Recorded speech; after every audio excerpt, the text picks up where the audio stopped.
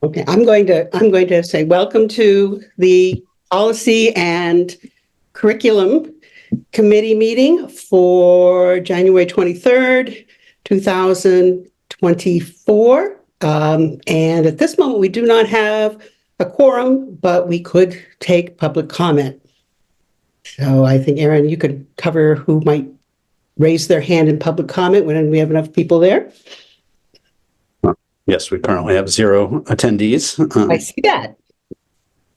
Which is. I will say if this ends up being, this will be recorded and put on Facebook or wherever and on YouTube, is just to say that there will be meetings coming up regarding the strategic plan, and that right now people go online to the school department's website. They can give input into the strategic plan as presented there. Also, I know some members of the board are meeting with PTOs. I am next Wednesday meeting with on the 31st, meeting with the row PTO and parents to listen to what they have to say about the strategic plan and budget and anything else that comes up. So everyone's welcome to that. You sure we're waiting for a minute where we have the meeting open publicly, just so you're aware. We're just trying to corral your colleagues just to get started. So we'll see, waiting to kind of confirm Mickey's timing to see if we can move forward. If not, and we haven't heard anything from Nylat, member Bill Yu. So we're about to, you snuck in just under the wire. You gave us another few minutes here. We were going to sign off at 5:45 if we didn't have anybody. So let me see. We'll just wait just a moment to see when Mickey's able to join us. So if we can go ahead and meet, then we'd be good if we had three of the 4 members on the committee to move forward. All right. Well, we have a quorum. We have 3 of our 4 committee members. So let's get started. I think if it's okay with folks, we have a number of members of our people and equity team here, given the policies on deck. So if it's okay with folks, I'll play with a little bit of a facilitative role just to kind of move us through, if everybody's good with that, just to kind of keep us moving. So first, I think, obviously we have some team members from, the people in equity here joining, but I think you, sir, this is your first time joining the Policy and Curriculum Committee. So let's just go around and do a quick round of introductions. So, welcome everybody, welcome the public. This is the Portland Public Board of Education's Policy and Curriculum Committee. Tonight is January 23rd, and we're meeting on Zoom. So my name is Aaron Townsend. I'm the Deputy Superintendent, and if I can invite our board members to introduce themselves. So Member Opperman. Julie Opperman from District 3. Great. Member Ali. Yusra Ali at large. Great. And Member Bondo. Yes, Mickey Bondo, District 1, and Vice Chair of the Board. Thank you, Mickey. And then we're glad to be joined in an ongoing way with a member of the PEA Collective Bargaining Unit. So, Tim, would you like to introduce yourself? Hi, my name is Tim Masonosan. I'm a PEA member for 3 years now, and I'm a teacher at King Middle School. Great. Glad to have you back here, Tim. And then Barrett, I'll turn it over to you to introduce yourself and then pass the mic around for folks on your team that are joining us tonight. Of course. Good evening, everyone. My name is Barrett Wilkinson. I'm the Executive Director for People and Equity and have 3 of the finest minds in Portland Public Schools HR team. So we'll go in order of who's on my screen in my boxes. So Julia, you're up first. Hello, everybody. My name is Julia Hazel, and I'm the Director of BIPOC Career Pathways and Leadership Development. And then I can pass to Tyler, who's next in my screen. Hi, I'm Tyler Schwaller. I'm the Student Equity Officer and Title IX Coordinator. I believe that leaves me. I'm Richard Moore. I'm the Director of Employee and Labor Relations. Great. Well, we're excited to have the team together. Our kind of, as we've been doing, reviewing kind of a set of policies and any related kind of required plans for those policies, kind of each month. And so at the committee tonight, we're reviewing two policies and one related procedure. So the policy AC, the Affirmative Action Non-discrimination policy. Also within that, we have some updates to our kind of required affirmative action plan. So we'll look at that as kind of a group of items. And then we'll look at policy ACAB and its procedure ACAB-R, which is the staff, kind of non-discrimination harassment, sexual harassment policy and procedure. So these have been ones we're excited to get to, particularly the staff harassment and procedure, harassment policy and procedure, just in alignment with the workplace bullying policy we adopted over a year ago. So what we'll do is I think we'll kind of split our time agenda-wise to focus for the first part of the agenda. Oh, hey, Nylat. Hi, I'm so sorry, y'all. I'm having a really hard time with the time difference. That's okay. We're just getting rolling here, so I'm glad to have you. I was just kind of teeing things up, but as we get going, you can kind of take up the facilitation reins if you're ready. Otherwise, we can kind of tag team it, okay? Okay, sure. So we'll look first at the policy AC and the affirmative action plan and, spend a little bit of time there. And then we'll look at the ACAB, the staff harassment policy, and the related procedure there. So, and with the goal is, kind of incorporating any discussion and feedback such that we could bring these forward to the full board for consideration for adoption of first read and workshop at the February 6th meeting, and then adoption and approval at the, at the following meeting in late February, I forget the date, after spring break or after winter break, I apologize. So that's kind of our plan. And I'm going to ask, Barrett and the team will do a little bit of summary of kind of changes and the intent with the related policies, and then we'll open it up for questions and discussion and feedback on the policies. So, Barrett, you want to go ahead? So first, we'll look at the affirmative action plan, which has not been attended to for quite some time. And so we look to our affirmative action officer, Richard Moore, who did a lot of the red line that you see, as well as, from Drummond with some as well with their model policies. And so I think Richard can briefly speak to what this policy is about. There were some things that were, very minimal changes to it, but and I think accompanying this is a more internal process, which is the affirmative action plan that is referenced in this policy. But that would be something that kind of accompanies, but, is on the side of this. So, Richard, what would you like to give for context about this one? So I understand that we're not projecting these. Everyone is looking at them independently. Is that correct? I believe so. Everyone should have the agenda.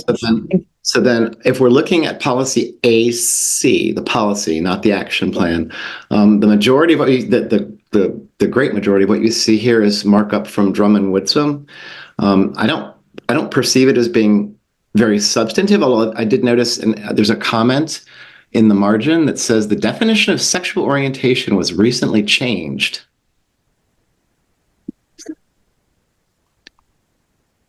Otherwise, they've marked it up. I don't really have much to say about it. I think that it's much more interesting to talk about the affirmative action plan and the other policies. I don't know. Does anybody have any thoughts? Because it's not a lot of substantive changes. And I'll share it here now so we can look at a common, kind of document, and I can share them as we go. So the first comment that's highlighted in blue is that the definition of sexual orientation was recently changed. That's at the state level? Mm-hmm. And their other comment is that some districts have a combination of one human being occupying both the affirmative action officer role and the Title IX coordinator role. And we used to have that situation, but we're now blessed, gifted to have Tyler in the Title IX coordinator role, and I remain in the affirmative action officer role. So, yeah, I mean, this policy is not particularly long, but are there any questions about kind of the proposed revisions, to this policy at this point, or any kind of comments? We, again, just process-wise, just to catch everybody up, we had Drummond do a review. We've done our own internal review, and particularly as we get to the procedure, folks on the team will talk about some stakeholder engagement that we did as well. But that's what's led us to kind of this draft here thus far. If I can just say a comment, I really appreciated how clear, for example, discrimination against and harassment of students because of race, including traits associated with race involving hair texture, afro hairstyles, and protective hairstyles. I think those are really important and should be stated as it is here. So I really appreciated that and liked seeing that clear definition of what like race-based discrimination looks like in our community, could look like. I believe that one has been added to state statutes, which is, that language is directly referencing that. Oh, Yeah, okay. Yep, it came from in addition to the Maine human rights legislation. And so we incorporated that in one of our prior policies in the hiring policy. In here, just a nod, I tried to keep the spelling consistent, member Bill U, with the lock. So this does reflect the spelling, when we adopt the changes without the K in the locks. So appreciated that feedback earlier and have tried to maintain that consistency. Thank you. I appreciate that. I'm wondering if this is also the same policy where we were talking about spelling out the specific biases. I don't see that though, so maybe not. That was in the context of the recruitment and hiring policy that we were looking at last time, and we did make some modifications to that language. Okay, sorry. To speak to that. Yep. That sounds good. Thank you.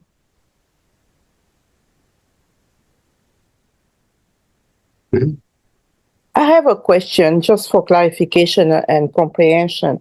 So what we look at here is just what we have. I mean, that's a cleanup of the old language aligning to the new state language. I just want to understand what we see here. So it's nothing that we can advocate for change, or what we see then, is not appropriate. I'm just asking to understand it's nothing that much than we can do. It's just to see the new language from the state's policy, right? Yeah, I mean, that is proposing. Right.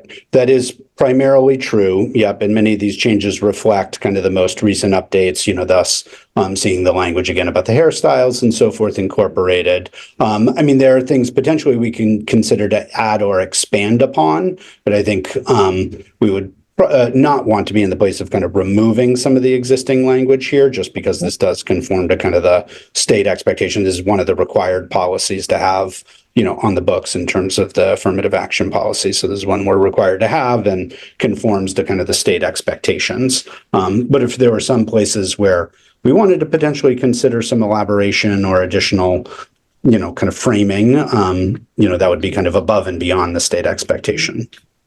Okay. All right, thank you.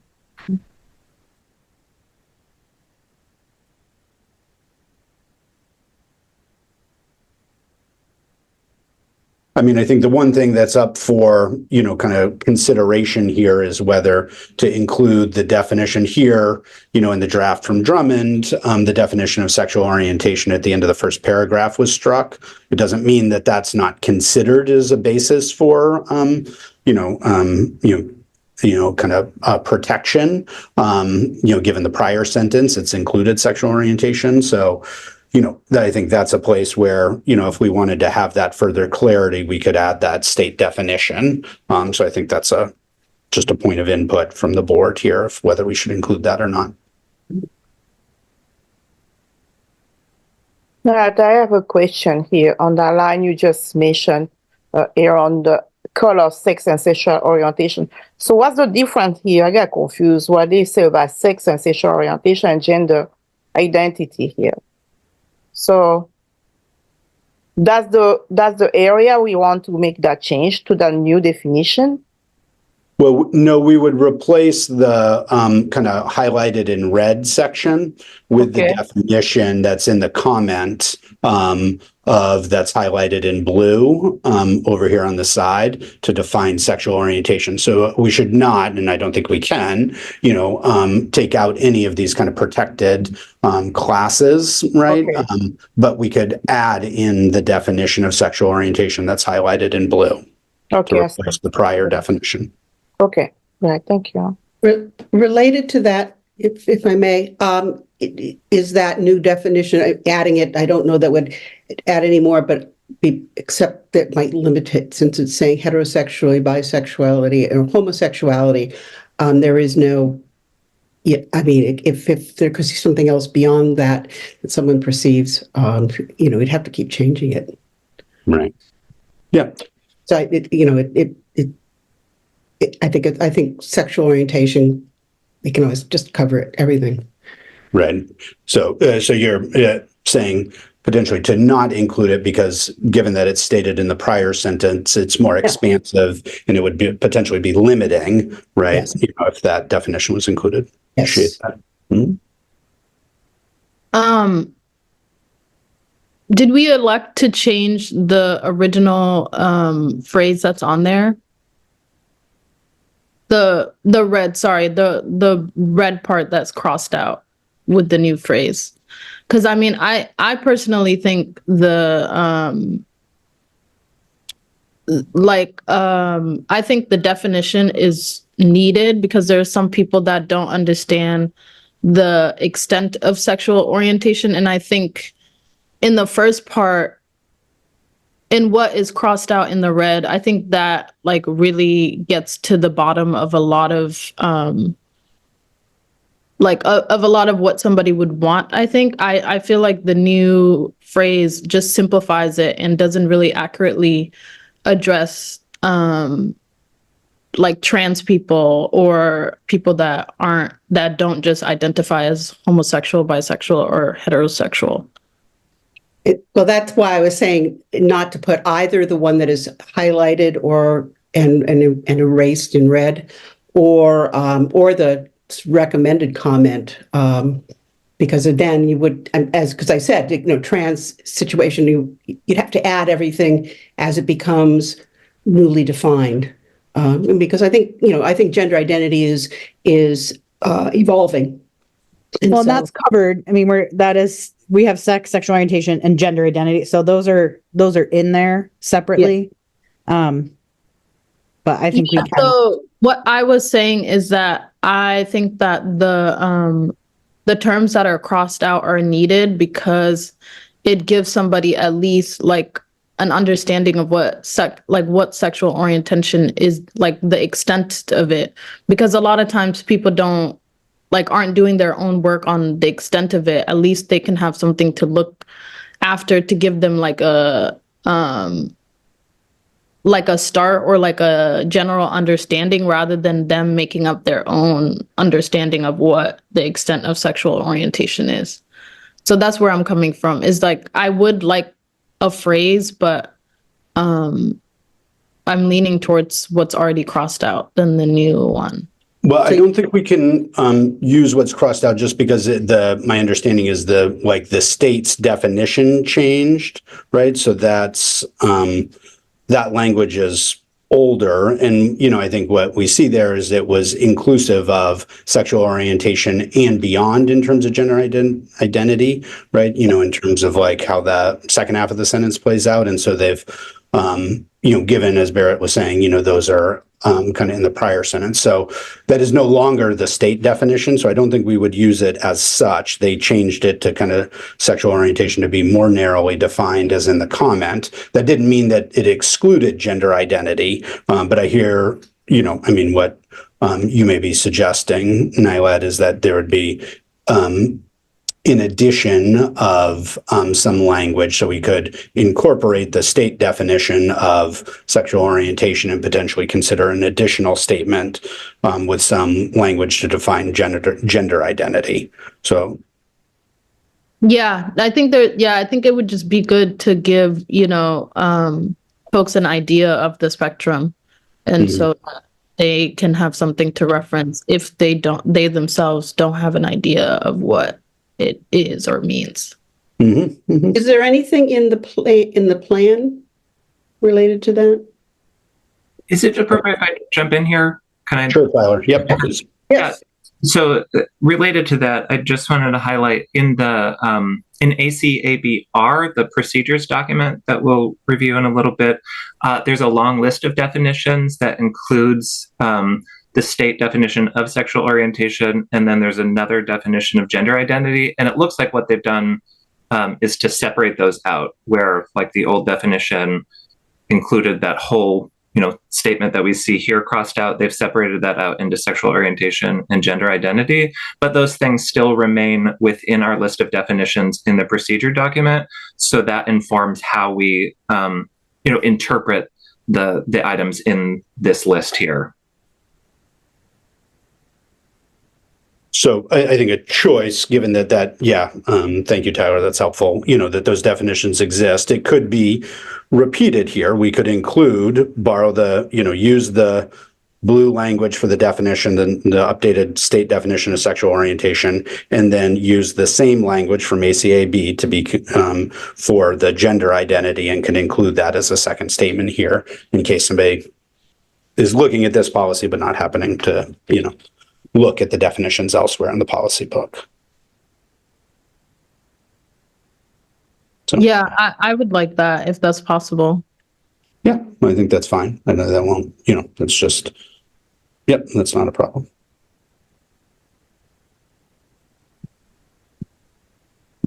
Okay, any other discussion around this policy?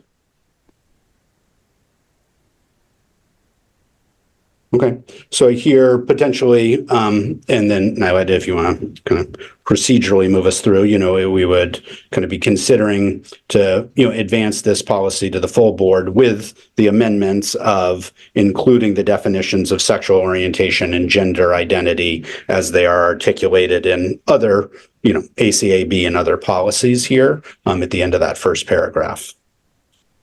Okay, are we voting? This would be the moment to take a motion, that motion, and do a board vote.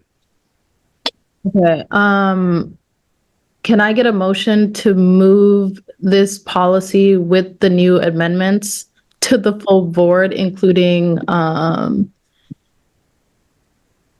adding new definitions of sexual orientation and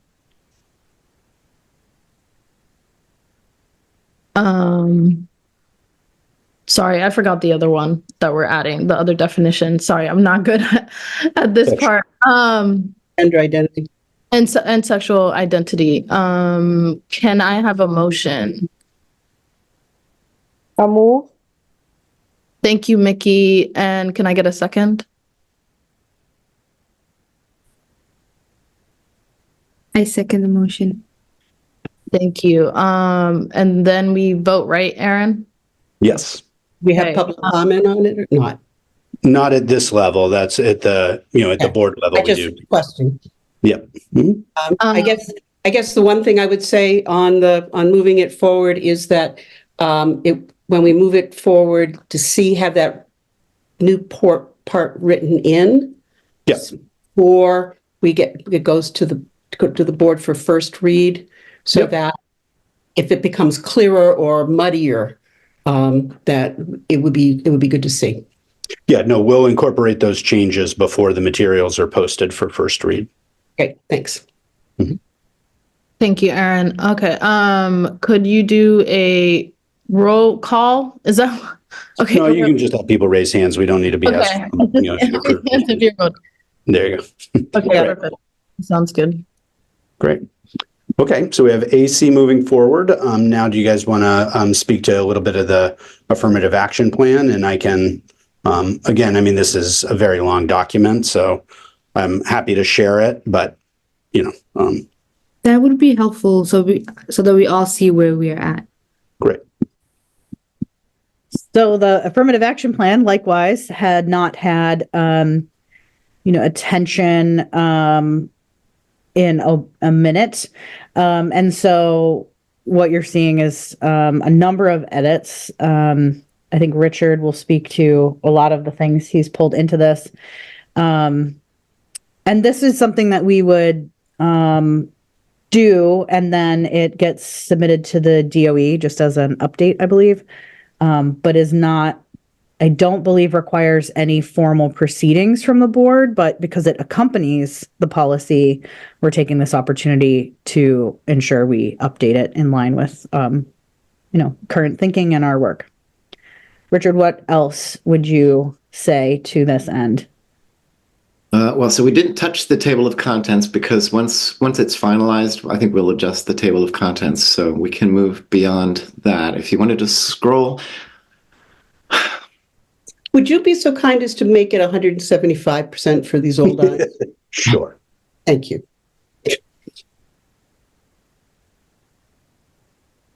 I don't know that there's a whole lot to say about this. It speaks for itself if you want to take a moment. I mean, I think one thing I would say in kind of reviewing the drafts of the work is, obviously you can see some places where updating current language, again, you see the continuity with the language around hairstyles at the beginning, legal references, of course, right, to be citing the most recent pieces. We've updated with the kind of contact people. I mean, later in the policy, there is a number of pieces that are eliminated because it was essentially repetition of existing policy. So as opposed to repeating it there, those are pieces that are will be included as appendices. So much of the second half of the document is proposed to be just kind of struck just because it's repetitive of the existing policies. So at the end, you can see a list of appendices, and I can scroll to that in a minute, which would cover all that was kind of proposed to be struck from the text of the actual plan. Right? Is that accurate? Yes. And so three of the big chunks of this document are, number one, there's a job description for the affirmative action officer, which we've updated to comply with the Drummond-Woodson recommendations. There's a job description for the Title IX coordinator, which we've updated to comply with the Drummond-Woodson recommendations. And there is a set of district goals. What are our goals when it comes to affirmative action and equal opportunity? And so the goals have also, we haven't quite updated the goals, but we've compared our existing goals from several years ago to the goals that Drummond-Woodson recommends. And I can talk you through those in a moment. In fact, there we are. So there are so there's recruitment, selection. Drummond-Woodson includes a goal that we did not have from several years ago. They include a goal called job descriptions. So we have recruitment, selection, job descriptions, wages and salary standards, complaint procedure, and reasonable accommodation. So these are goals that the district adopts internally, the projects we want to work on, the things we want to measure. So those have not been touched. That's still the language from several years ago, and we have the Drummond-Woodson recommendations. So that's one piece of work that has not been done.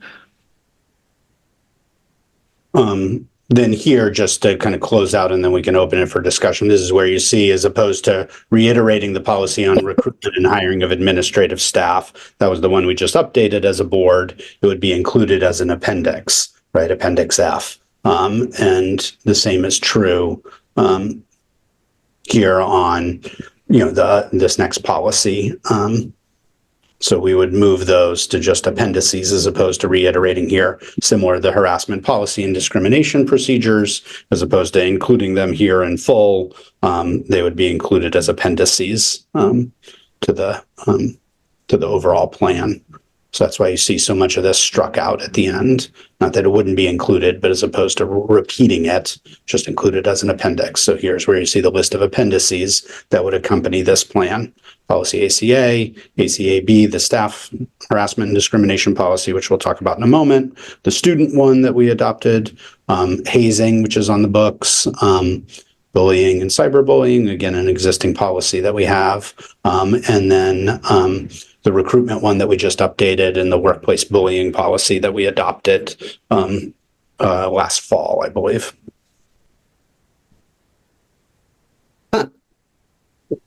I don't know if I'm on the wrong spot, but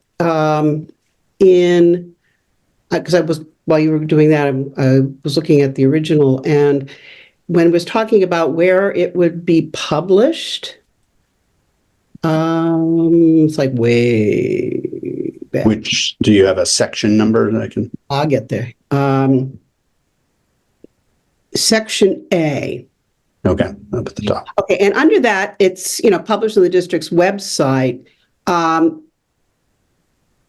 My question is, it says it eliminated publishing annually in all school handbooks, student and employee handbooks. Now, the question I have is, do we have handbooks separately on the website or in some hard copy that is available to students or to staff? In terms of school handbooks, we do have handbooks posted on the school web pages that I think we just did the audit of, that I believe are all up to date. So the question is it says the publishing, the information on the step 4, what are we looking at? Yeah. It's a little lower there. Yeah. Step 4 says published on the website. The next one says in school handbook. So is it published on the school websites, is my question. Separately, or is it just a link to the main website? I think we're suggesting out there, I think we're suggesting just on the district website. Yeah. And because it is more of a district goal and action plan as opposed to, for the schools. So I think that's what that change is referencing. Okay. I just, questioning whether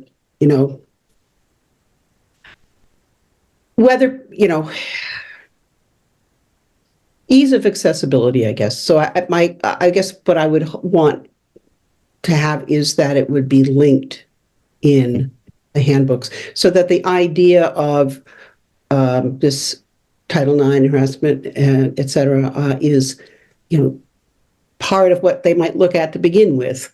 When they're looking over the year, or the parent is responsible for looking at the student handbook, and those are just that piece. So it's just somehow put something in where there's, and to be, published. But you could publish it on the student handbook by providing a link. So I just want to make sure that happened. I agree, you shouldn't have to put it in 1,000 places, but Sure. Yep. It's hard to get into things for me anyway, on the district website. When it's getting better, but you want to make sure it's easy. This policy should be easy. Mm-hmm. So that's my only comment I have there. I have a comment, not a comment, just a question. On the grievance, I saw we removed the grievance / I think it was complaints / Can I know the reason? So we don't have any grievance procedure, or it's not appropriate. It's not supposed to be to that policy. I just want to know.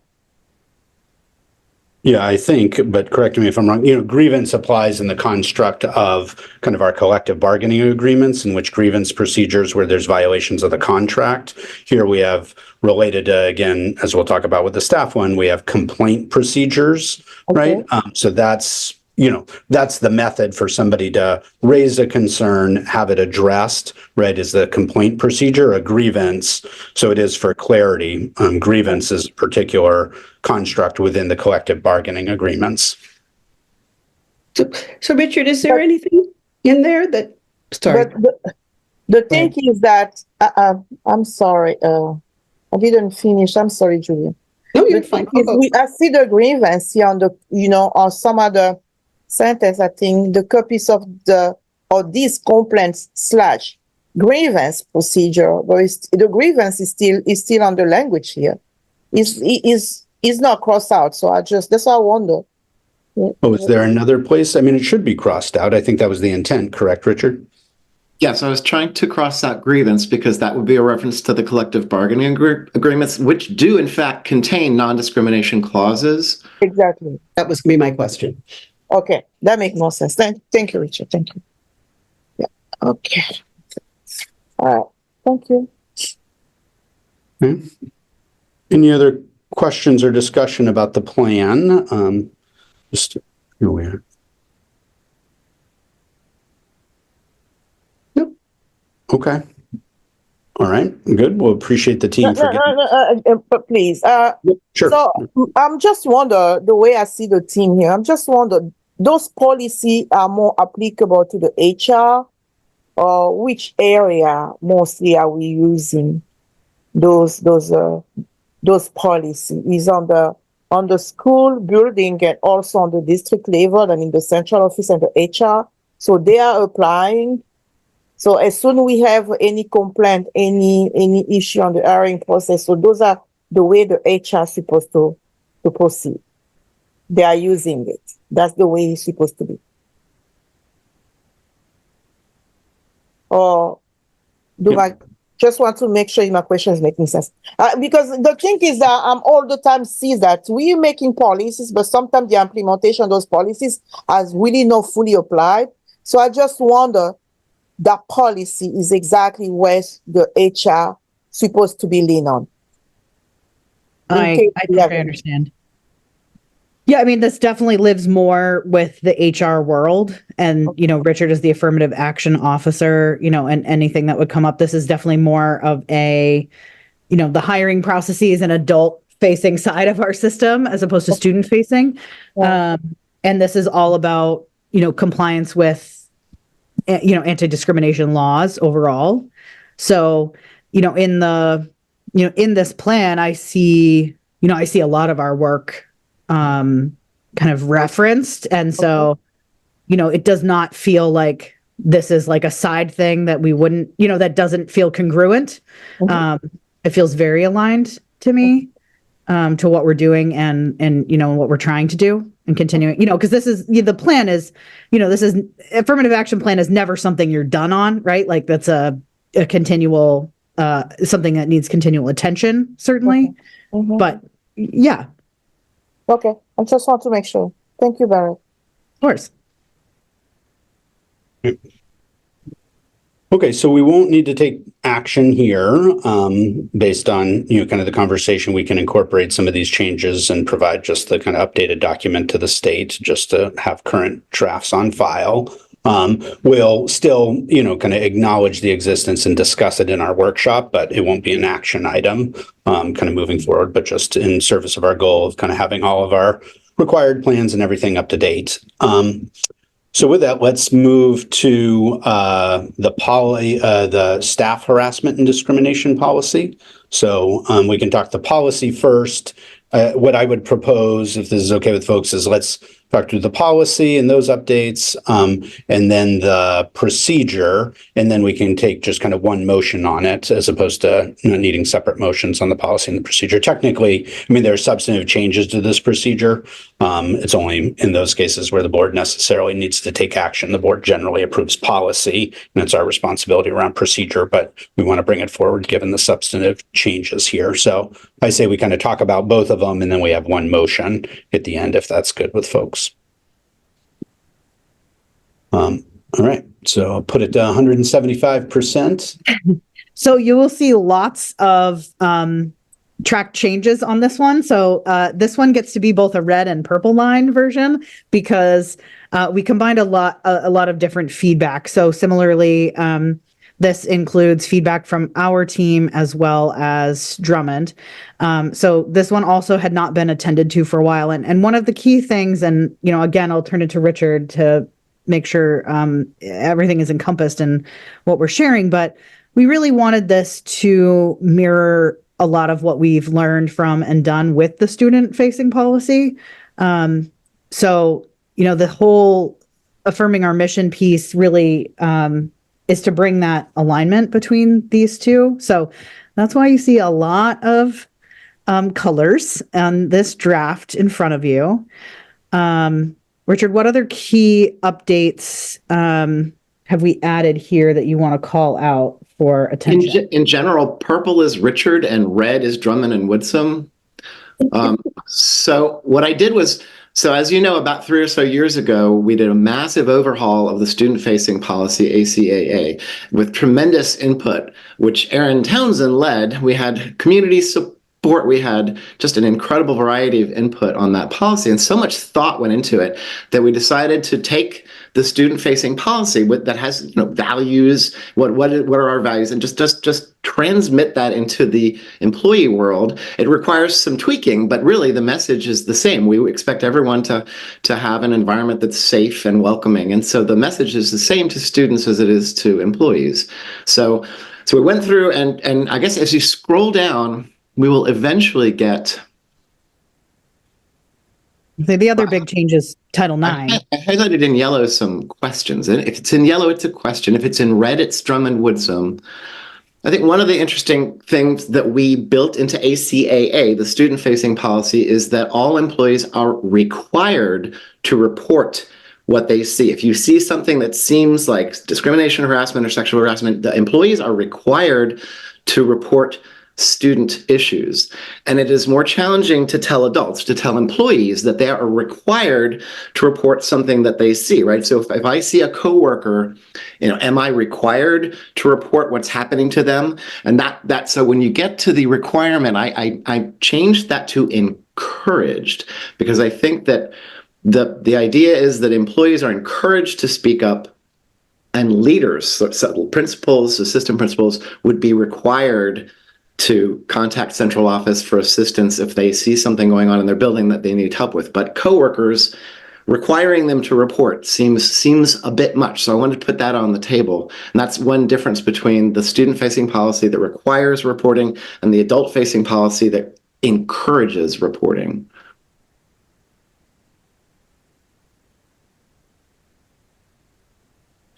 We also talked about building in an anonymous reporting tool. So the student-facing policy has an anonymous reporting tool. Students can log in, they can file a report that Tyler and I and Erin and others see, and they can choose to identify themselves or not. And so there's an anonymous reporting tool for students, and we would like to have the same sort of thing available to employees. That's the language. Yeah, I think the changes you made for the adult employee one is wise, Right. Sorry, I just have one thing. I'm wondering, with the list, which I appreciate, I feel like it could give off a feeling of like, if it's not on the list, then it might not be sexual harassment. And so I'm wondering if we can maybe add a line under saying that, like saying something along the lines of like, if it's not on the list and like you feel like you've experienced sexual harassment, or like to the extent or something, if that makes sense, like a sentence under that just says like, this list is not definitive, like it's not like what is on this list. If you haven't experienced what's on this list, that what your experience is might not be sexual harassment, if that makes sense. Do you think, are we in the right place in terms of the list you're referring to here in terms of what I'm presenting, Nylat? Yes. Examples of. Oh, okay. Yeah. Sorry, I did not read that. No, that's okay. That's perfect. A lot to take in. Yeah. And just this was a piece that we worked on significantly on the student-facing policy to bring over, because the current federal Title IX regulation are the most narrow. statute, and Maine law is a little bit more broad, but, and we want it to be, to your point, Nylat, like, when things aren't as tightly meet that definition, there may be things that we may consider, such as these kinds of things that we think are also objectionable, and wanted to acknowledge that within the context. So this consistency both mirrors kind of the requirements to add the Title IX stuff, which was not in the prior policy, but then makes it consistent with how we talk about sexual harassment and those kind of different definitions that play out that we incorporated in the student harassment policy. Okay, thank you. Yeah. If I may, Nyla in the last policy wanted something that was more specific, and I'm just noticing just before this definition section, there's the term sexual orientation under law means blah, blah, blah, blah. The term gender identity means blah, blah, blah. I didn't know if that would... Yeah, I think that's what they said, that that's the definition that they would use to add on to the other policy. That's what I was thinking. Yeah, that's so. To get it. Didn't Tyler mention that is that also included in the procedure, or is Tyler referring to the policy? I don't recall. Both. I mentioned the procedure, but it's also here. It's the same thing in both places, and it corresponds with state law. So we'll include that in AC, policy AC that we just talked about, as mentioned. Yeah. So, yeah. Okay. Should we go ahead and talk about the procedure for a minute here, just to kind of give the update on that, and then we can kind of discuss overall and see if there's a motion to move these forward. But who wants to speak to the procedure for a minute? So this is kind of some of how we respond, right? If there are instances, primarily this is what it is of how we deal with complaints. So the complaint procedures, as are referenced, as we saw in the affirmative action plan, right? The conversation about grievance and complaints, right? And certainly to parallel the ACAB, the policy, this outlines, how we respond when there are, when an employee raises an issue. So I don't know who's going to take the lead to describe these updates. Yeah, I mean, this is where the real work lives, is how we make this policy functional in the system. I think we've learned a lot from ACAA and how we've made that be, and there's certainly more room to grow, certainly, where that doesn't mean it's completed work, but so we've, again, referencing a lot of what we learned from that, and just to let you know a little bit about what happened in the background leading into this conversation is that, this team of people pulled together a focus group with some of our staff affinity groups. We invited both BIPOC and LGBTQ staff to just a broad focus group conversation about these policies, letting them know that we were working on these updates, and, to get their perspective and, an insight on how this might have been playing out for them, as folks who are, potentially closest to having experienced that. So, potentially having experienced harassment or discrimination. And so that happened, in conjunction with, doing this edit. So just thought, wanted the board to know that is part of our thinking going into this, and how we're thinking about it. And I have to turn a light back on because my family just turned a light off on me. So I'm sitting in the dark. Well, my comment to that is, I think that is good that you went and got some input from those groups. But from my experience, it's not necessarily having to be an LGBTQ or BIPOC group to have these issues come up. And that's from experience. So I think, it just in clarity, that's an important thing to remember, because based on, just being female or just being male or whatever.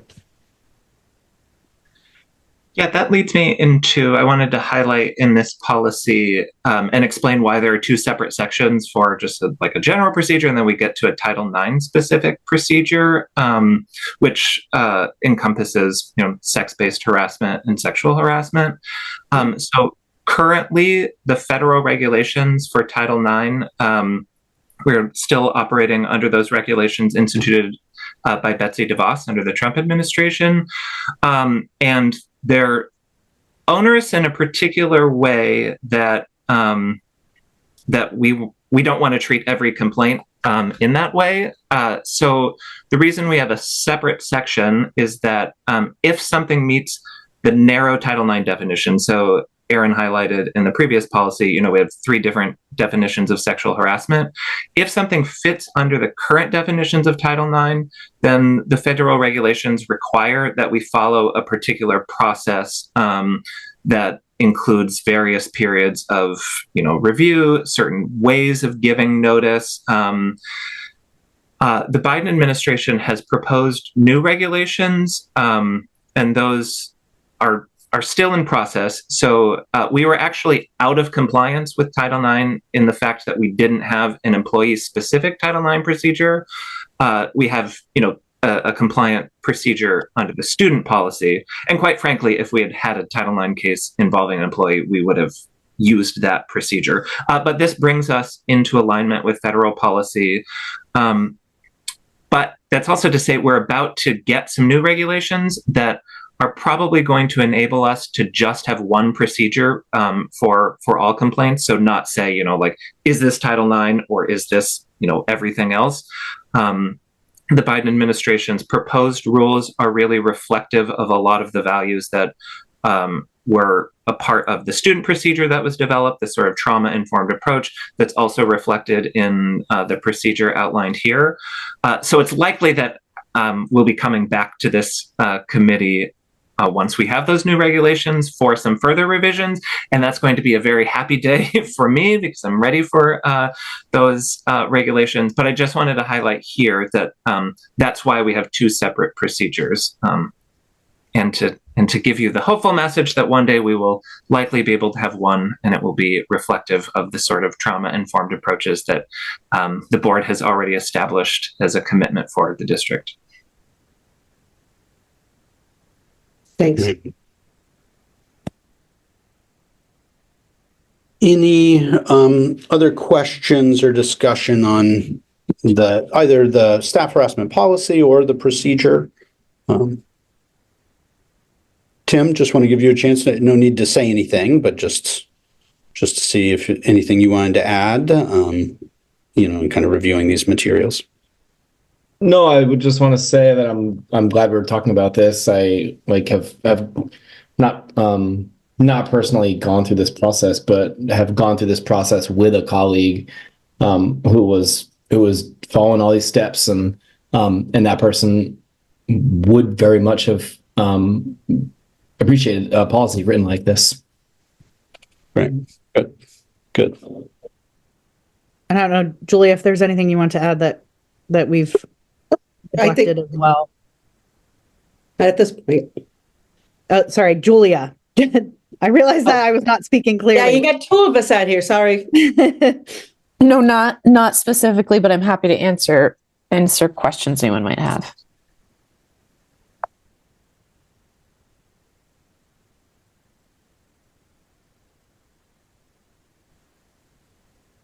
I have a question. Sorry. How accessible is this, the anonymous reporting, especially for folks who don't speak English? Well, I'll say, it doesn't the staff one hasn't initiated, but I think we will use a template similar to the version that we did for the student one, which has it, translated in multiple languages so that folks, can have access. Both the policy, we translated the student policy, and that exists on the Student Speak Up website. So I think we can mimic some of that same process. I don't know if you guys discussed anything else in relationship to that, but that would be kind of the initial starting point. We discussed it a lot. the kind of concept of it and what we've, really how it's worked with students and how we've, what we've done when we do get anonymous reports and how we handle that and how that's really important for our work as, the people and equity team in terms of staff culture. If we were getting a lot of anonymous reports from the same site about a particular type of bias, that would be something for us to take action on. But even if it's any, sort of incident, this is the same as true with student anonymous complaint, is that we have a pathway to follow up. If we know where, something is coming from, like if someone reports, this happened to me, I don't feel comfortable sharing my name, but I work at such and such site, then we have a path that we can at least follow through with leadership at that site, with or department managers, that sort of thing. So at least they're aware, hey, we got an anonymous report. So like Erin said, this is not something that's live yet. This is something that we're adopting from what we've done with our student procedures. And I can add on a little bit, is that something that came out of the focus group was really wanting to ensure that people have multiple avenues that they can raise their concerns, so that if one avenue doesn't feel comfortable for whatever reason, that they feel like there's other ways. And like on our team's like perspective, like we'll use the information in different ways depending on kind of how we receive it, the contents of it, and the wishes of the person reporting it. So, there's going to be some things where there's follow-up with that individual to prevent this from continuing. And then there's some where it's more going to be elevating patterns that are like specific to culture in a particular team of individuals working together, or a particular site, or experiences with a particular person. So then that can lead to either broad or targeted responses from our team. So really, we don't want people to have the experience of experience harassment or discrimination and feel like they have no, they have to just kind of deal with it. So we want to make it very clear the avenues that they can seek support, and also very clear the protections for people in speaking up about it. Thank you, Julia. Oh, go ahead. I just had a quick question. Do students know who the Title IX coordinator is? Like, do they get to meet with them if they want to talk in person, or is it all through reporting online? A number of pathways. I mean, Tyler can speak to that. So some students do find Tyler directly, but more often it is someone at their school site. That's typically how it works. And then plenty use the online form as well. And then very often I will go to the school and meet with a student. So I am accessible in that way, however the report comes. And in particular, depending on what the report is, if it's a Title IX thing because of the particular federal regulations, I'm often the one who will have that conversation so that we can outline, like, here are your options, here's what it might look like to go through each option, and think through that together so that they feel comfortable making an informed choice about how they want to move forward. Well, and at the middle school and high school level, there are liaisons who work with the students, they work with staff, and they work with Tyler. And so when adapting this to the adult employee environment, we were trying to figure out, we don't have liaisons out at the schools like we do for students. So we're trying to come up with, as Julia explained, we need multiple avenues that people can choose among, but we don't actually have liaisons for adults, but we do have liaisons for students. Yusra, do you have another question that you wanted to ask? No, thank you. Thanks. I have just maybe, I did put my hand up. Go ahead, Julia. Sorry, I couldn't see you. I know, I realize that. I'm going to bring down the plan so we can see ourselves. I can call it back up if we need to see something, but just it feels like it's getting in the way. I'm glad to hear, Richard, that you're talking about having for the adults a liaison, because I had over the course of this past year at least 2 situations where a teacher or a staff member had felt sexual harassment or harassment from a student and had felt it had not been followed through. And whether it was culturally based or whatever was the comment made to that person, but from my understanding. And so it was what I heard, and from this particular individual who said it happened to them. So, I just think that's a piece. I mean, in high school situations, there is a situation where any adult, might be harassed sexually or otherwise, bullied by a student. And that's just something I think in this whole process, we're isolating the 2 groups, and we, of course, very concerned about adults at all grade levels being inflicting something upon a student. But, the reverse situation, particularly in high school age group, is something I just hope that would be brought, not minimized, Yep. So that was my comment. So, Nikki had something to say. And Nyla, you had a question? I can go after Mickey. Go ahead. Thank you. Yeah, it's something that come out when Julia was talking about different avenues, and to try to support staff the way if they want to report. Did you already identify some of those avenues, or you are building on that? Did you say, could we identify some of them? Yeah, or you are building? I think some of the ones that we've identified is adding this anonymous reporting method. And then some of the ones that, like, one question that we asked was who would you feel that in the district that you might talk to? So a number of people named that they would talk to their building leader. Some people said that they would talk to me or to Tyler or to Barrett. So members of our team that they might know, because they know the nature of our role. I know that in my role, very often I'm hearing people are telling me things that may not be meet the formal definition of harassment, but may warrant digging in more or offering different avenues of support to them, or different connecting with different people that might specifically address the situation. So I think it's more like there are some pieces in place, but we want to make sure to kind of communicate those more clearly and add some additional ones. Because I think since my role has created, I think that's expanded for the BIPOC staff community. I think that has created a clear, here's a person who we can elevate concerns to.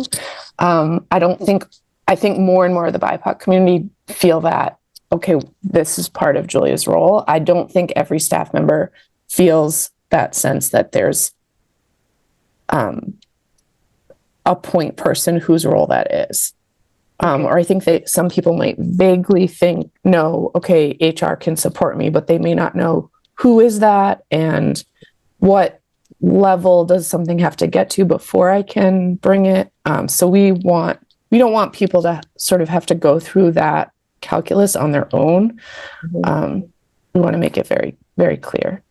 So something that came up during the focus groups was that we might be able to provide some training to the union representatives. So each of the buildings has multiple union representatives. And while we don't expect them to serve in the role of actually resolving these issues, they can at the very least help refer employees to the central office and other resources that they may not know about. Okay, so what I'm asking then, I just want to make sure about the process. So now are we moving, Aaron, are we moving those procedure policies to the full board? Because we need to make some amendment, because I want to have some clarity on that space. So we know exactly then, we have maybe something is on progress, then, then we, like you just mentioned, having some training on the union side or whatever you are building on that, but at least we have some clarity about, how the communication will go, because I'm not talking only about the BIPOC staff, but I'm talking about the general staffing then we have to have that clarity exactly with the different avenues they can be, they can trust and be secure when reporting. So on that line, I need us to be clear in the language, in that procedure, if possible. Well, some of this, I guess there is some just distinction between what's actually incorporated in the language of the actual like policy and procedure versus just what's part of our ongoing implementation plan in terms of the communications and the training. So similar, this is similar to kind of first step was, as it was with the student one, was kind of the formal adoption of the policy and procedure. And we can tee up for discussion at the workshop some of these notions to help make that clearer about these are some of the implementation steps that would follow adoption of the policy. So I think that may respond to what I am hearing you ask. But those wouldn't be things that necessarily we'd incorporate specifically into the language, but definitely we can be happy to talk about what our next steps would be in terms of implementing this once it's, approved. Okay, because I know about the harassment policy where we done it, we have also the implementation actions, right? So we were clear in our funding, then those are different steps, then we going through the implementation. So that's why I'm coming back to the same thing for the staff. Are we going to have the implementation stage like we did with the student harassment policies? Yeah, I think some of the steps will be the same. I mean, we're not proposing necessarily all of the same, all of the same kind of implementation resources, right? It was at that time, it was, following the adoption of the policy, student harassment and policy procedure that we created the position that Tyler now holds, fortunately for us, as well as the other major resource investment was the establishment of the secondary liaisons. So I think at this point we're resourced that way, but there are communication steps, the establishment of the anonymous reporting system, right? Those will be elements of an implementation plan that we can kind of summarize in terms of the next steps. Okay, sounds good. Thank you. Right. Erin, I think I also echo what Mickey's saying in the sense that there's a lot of language in here, and I'm speaking for folks whose second language might be English. I'm also wondering about like the educational process of like for them to be able to understand every aspect of the policy so they know what they're reporting, if that makes sense. And I'm sure like you said, I can easily that can easily be presented in a workshop of like, how are folks getting trained? Like, what does training look like for people who might need a translator to literally even understand the policy? And so I guess that's what I'm asking too, is like maybe some information around like how folks who don't speak English are being trained so that they know what the policy says exactly, and then also know like how to report their specific needs and who to go to. So I would appreciate that in a workshop space. Okay. Yeah, we can discuss and follow up. So I'll remind, and I don't know, Barrett, if you want to speak to this as well, we do have an annual kind of training requirement. So this will inform, it doesn't speak specifically to the specific question you're asking right now, Nyled, but just a reminder that we do have an annual training requirement around sexual harassment for staff, like in the workplace. And so these adoptions will inform that. But there's the addition that you're naming of for staff members whose first language is not English or need language access, right, to understand the policy and their rights and their options, how we support that. So. Yeah, I think too. Oh, Julia, and yeah. I mean, I think some of it too is about how we implement this. And so like, we've worked on this with student, so like a parent can report on behalf of a student in our current the Student Speak Up website, so there is translation available there because sometimes the student speaks English, but parents don't, and that's okay. We still want to have them be able to, understand the reporting. And so some of it is simplifying the policy enough so that they can feel like, oh yeah, this is where I want to be. This is a thing I want to fill out, all of that. And we've talked a lot about in a room, place I feel like we have a lot of room for growth is around, visuals, which are things that absolutely can be, translated. And, for both for students and adults. So that's definitely something that we, is just an area for a lot more development. I appreciate that. Because I think visuals, or we're not a corporate America, but I definitely would appreciate a video just to give people the capacity to be able to visually learn instead. But go ahead, Juliana. Well, my question was going. Sorry? I mistakenly said your name. Oh, I'm sorry, Julia. I didn't see your hand. You can go ahead. Or Julia. So I guess my question. Sorry, my question is very. It was interesting because what you just said, Nicolette, as far as videos, is the harassment video one that Drummond Woodson puts together every year and you have to watch? Right now, it is. That is Awful. the one we're using. It's They've gotten a lot better. Okay. And people run it and then they walk across the room and do other things. Okay, just to let And you that's know. true of anything that is statutorily required. No, I had to say that. Yes, I'm with you, and I want to make sure that we're in compliance, but also, I think have room for growth. And so our new learning management platform, which is where we put a lot of those things, I think that we're going to have a lot of room for development with that, and that this team will be able to, create the online training to make sure it hits all of the things that are in line with state requirements, but also our policy and how we handle it. And isn't that a better training to have, Richard speaking to, and if an issue comes up, here's where you go on our website, and this is who gets it, and just describing that process. So I can see a future state that is, it's really, much more helpful to staff.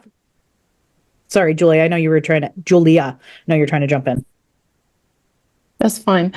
I just was going to say that in general, regardless of English language skill, I don't see the text of the policy being how we want people to go to this information. I think that the policy is like our reference document that we can, verify that we're following it. I think that the communication needs to come in a variety of ways and be very accessible. I'm thinking website, I'm thinking the trainings and profession and the learning platform. I'm thinking posters and buildings, the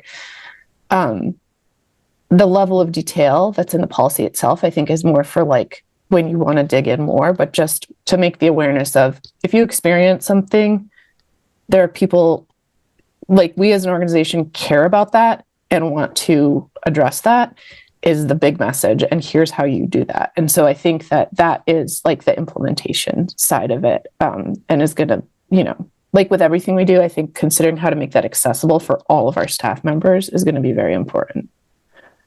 I'll just add very quickly that last year with the full district website overhaul, that built-in translation capacities, I worked with Fong to revise the student speak up page. So I'll just share the link to that. But one of the goals there was not just to have the policy, but to have some Q&A that gives people a chance to consider if I want to talk to this or have this option. And so we tried to make that sort of plain language that would be accessible and that can be translated through the website. So that could be something we could use as a model as well. And I'd be interested if any of you want to check that out and give feedback. Just to see if that's the type of accessibility that you're looking for, at least in one domain. Right. So maybe people, can take a chance. I think just monitoring time, appreciate folks. So I'm hearing just as in relationship to the ACAB, both the policy and the procedure, no substantive kind of amendments to the proposed revisions, right? The addition, as we've been discussing, is when we kind of present this in workshop, have some further detail about the plans for implementation, including access for staff members whose primary language is not English, to ensure that all of our employees are aware of both, as Julia said, kind of our stated values and goals, and how they can get support if their experience is not consistent with that, right? So we can prepare that for when we present in workshop. But if there aren't any substantive changes, now if you want to kind of initiate if we're ready, to take the vote to move it to the full board. Okay. And this is for all three? Just the ACAB and ACAB-R, the procedure that supports the staff harassment and discrimination policy. So just those two. Okay, let me.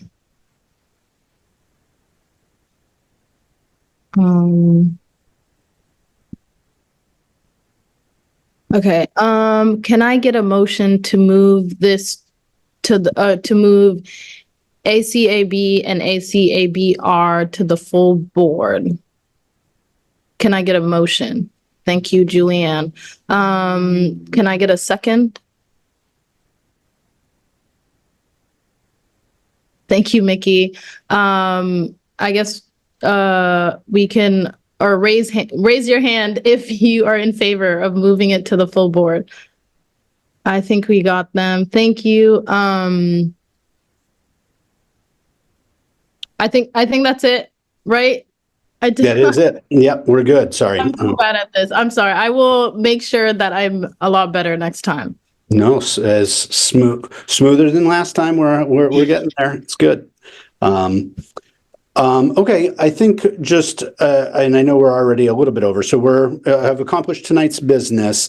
I just want to flag for not necessarily the people on equity team, because our next round of policies are looking at some of our policies related to multilingual learners, as well as our just kind of making sure newer board members are familiar with our LAO plan, which is our plan that kind of addresses kind of how we support multilingual learners. So that's the topic. So we'll have, Carlos Gomez and folks from his team here. But because the board changed their second February meeting date, we're going to need to find a new date they elbowed us out of the way and took the Tuesday after break.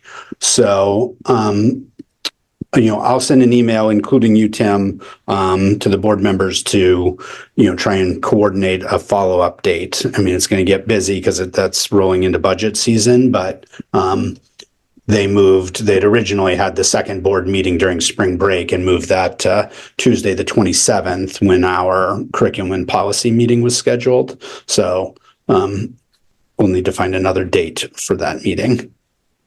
All right. So just a heads up, and if we can coordinate that by email, I think that'd be, unless people want to hang on for a minute here and try and just get it done now in terms of board members. I think people and equity team members, thank you, Tyler. Thank you, Julia. Thank you, Richard. You guys have a good night. Thanks, Thank you y'all. all for the work you're doing. Bye. Thank you.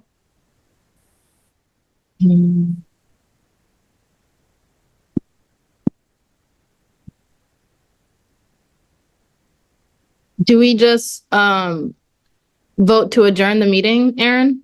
Yeah, we can. Yep. And then I can follow up about, putting out a few dates by email for the reschedule, if that works for folks. But yeah, then we can just kind of adjourn for tonight. Okay, yeah, I feel good about that if everybody else is okay. Right. Okay. Thank you. Okay, can I get hands to adjourn? Okay.